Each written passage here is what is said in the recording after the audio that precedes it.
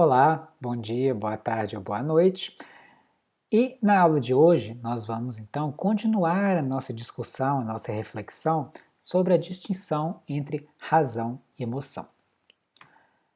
Bom, vocês devem ter visto os vídeos disponibilizados no espaço virtual desse curso sobre o livro do Antônio Damasio chamado O Erro de Descartes. Nesse vídeo nós vimos a história de Phineas Gage, que sobreviveu a um acidente bizarro em que uma vara de metal perfurou seu cérebro e varou seu crânio de fora a fora. E após o acidente, o Phineas Gage sofreu alterações profundas em sua personalidade, mostrando uma frieza emocional, um desrespeito pelas normas e convenções sociais que não condiziam com a sua personalidade anterior ao acidente. E parecia simplesmente incapaz de tomar boas decisões e planejar o futuro. Vocês devem ter visto também no vídeo a história do Elliot, que foi um paciente do neurologista Antônio Damasio, que teve uma lesão em uma área similar do cérebro devido a um tumor. Assim como Phineas Gage, após o tumor, a personalidade do Elliot se alterou profundamente e de forma muito similar. O seu comportamento ia muitas vezes contra normas e convenções sociais que ele conhecia e sabia muito bem, e ele também era incapaz de tomar boas decisões que visavam seu próprio benefício. Ele confiava em pessoas desonestas, se metia em rascadas, fazia escolhas que claramente lhe faziam mal. E o que, pergunta Damásio, poderia explicar esse déficit na tomada de decisões se essas pessoas possuíam excelentes capacidades de raciocínio, de memória, de linguagem e de conhecimento de normas sociais?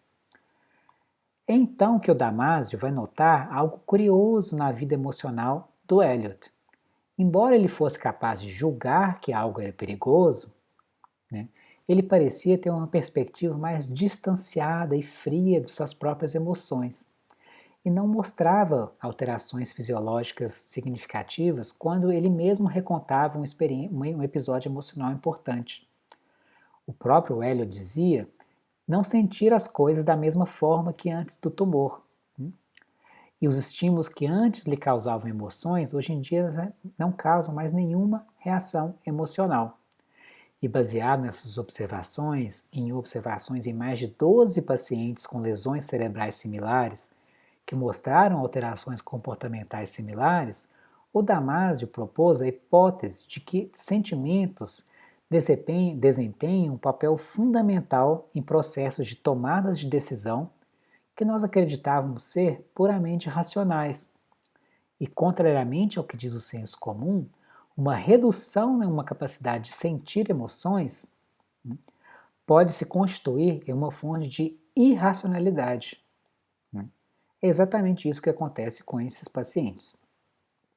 A hipótese do Damásio, para explicar o papel dos sentimentos na tomada de decisões, foi conhecida como a hipótese do marcador somático, em que sentimentos servem para marcar, por assim dizer, certas opções como favoráveis ou desfavoráveis, desejáveis ou indesejáveis, nos ajudando no processo de tomada de decisões.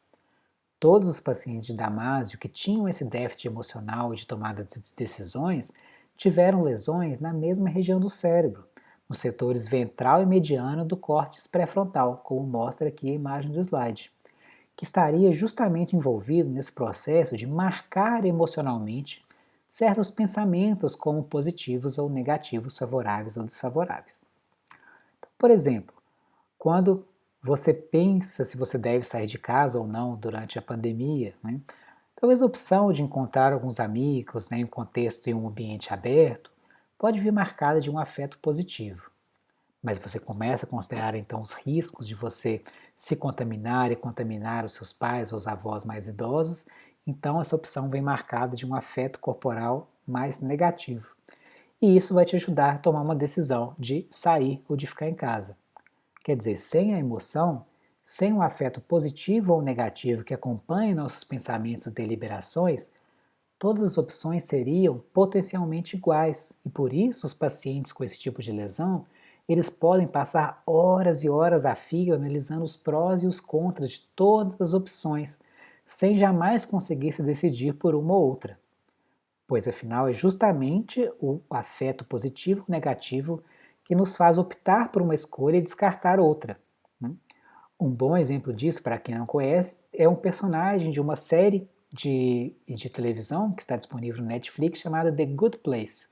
Essa é uma série interessante que tem um consultor que é um filósofo dessa série e um dos personagens ele faz justamente isso, né? Ele passa horas e horas deliberando sobre os prós e contras de qualquer pequena decisão que ele deve tomar sem jamais conseguir se decidir, né? Provavelmente o Tilly tem aí um déficit no setor ventral e mediano do córtex pré-frontal. Isso mostra como as emoções podem ser ao mesmo tempo benéficas e prejudiciais para a tomada de decisões. No livro do Damasio, ele dá um exemplo de um dos seus pacientes que também tem uma lesão nessa área do cérebro.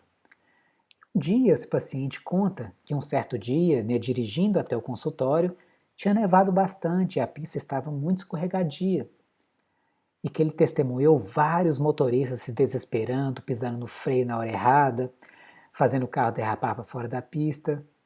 E esse paciente simplesmente viu tudo aquilo de forma fria, distanciada, manteve a calma, dirigiu na forma adequada sob essas condições, enquanto os carros derrapavam bem à sua frente. Ao mesmo tempo, no final da consulta, o Damasio ofereceu duas datas possíveis para um retorno e pediu que ele escolhesse uma daquelas duas datas. E aí o paciente entrou em um loop interminável de considerações a favor de uma ou de outra e simplesmente não conseguiu se decidir. E aí o que acontece? No primeiro caso, do dirigir no gelo, a ausência de emoções contribuiu para que o paciente tomasse a decisão certa, enquanto outros se desesperaram e por isso não conseguiram tomar a melhor decisão sobre quando virar para qual lado virar o volante, quando pisar no freio e assim por diante. Já no segundo caso, sem um marcador somático, o paciente não conseguiu tomar uma decisão, exibindo um comportamento irracional de completa indecisão frente a uma escolha simples entre duas datas. Então, nesse caso, ter emoções seria benéfico para aquela situação, levando o paciente a uma escolha racional a favor de uma data. Mas percebam que se as emoções podem ser benéficas ou prejudiciais à racionalidade, isso não é porque emoções são impulsos irracionais que devem ser controlados, mas tem a ver com o modo como os marcadores somáticos participam do processo de tomada de decisões. Quando nós consideramos uma opção, o cérebro gera uma previsão de como nos sentiríamos na circunstância em que aquela decisão fosse tomada, e isso nos ajuda a aceitar ou descartar certas opções. Se o cérebro gera previsões de medo, por exemplo, em muitos tipos de situação, isso pode fazer com que você descarte opções que são completamente seguras, né? E aí nós vemos assim um segundo sentido em que a razão não pode ser separada da emoção. Os nossos pensamentos, por mais racionais que pareçam ser, já são carregados de valores. E parte do que é para um pensamento ser carregado de valor é o sentimento que ele gera em nós quando nós temos aquele pensamento. Isso não é alguma coisa ruim, mas algo que pode nos ajudar a tomar boas decisões. Sem sentimentos, como nós vimos, nós somos incapazes de tomar boas decisões. Claro, isso não significa que os sentimentos sempre levam a boas decisões. Como nós vimos, um afeto negativo nem sempre indica que o mundo é sempre negativo. E isso pode nos levar a rejeitar certas opções ou fazer julgamentos apressados ou equivocados. É isso que vimos no primeiro vídeo dessa unidade com realismo afetivo. É aquilo que faz juízes ou pessoas comuns como eu e você projetar nosso próprio estado afetivo ao outro e julgá-lo como suspeito, como irritante, desagradável e assim por diante. E isso nos leva novamente à importância da regulação emocional para que nós sejamos capazes de tomar boas decisões, né? Mais uma vez, a ideia aqui não é simplesmente diminuir ou controlar as emoções. Como nós vimos no exemplo do paciente, agora há pouco, menos emoções não significa melhores decisões, mas sim nós devemos ter consciência de que o processo de tomada de decisões, de deliberação, de raciocínio, Quer dizer, processos que intuitivamente nós chamamos de racionais são, na verdade, processos carregados de valor, de afeto, de emoção. E isso é de fundamental importância, pois da próxima vez que deliberarmos se devemos ou não confiar em alguém, subjetivamente nós podemos sentir que nós estamos fazendo inferências, raciocínios puramente lógicos, analisando os fatos de forma fria e desinteressada. Mas todo esse processo já vem carregado de valor e de emoção. E é justamente o afeto positivo ou negativo que vai nos levar a descartar certos pensamentos e buscar outros. Assim, a cada decisão, nós podemos nos perguntar: qual é o afeto que marca esse julgamento?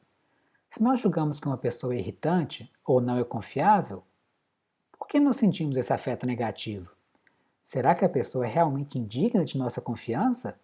Ou nosso afeto negativo vem de outras fontes que nada têm a ver com o caráter da pessoa? Por exemplo, por estereótipos sociais, ou fatores contextuais, como nosso próprio estado de ânimo ou cansaço no momento.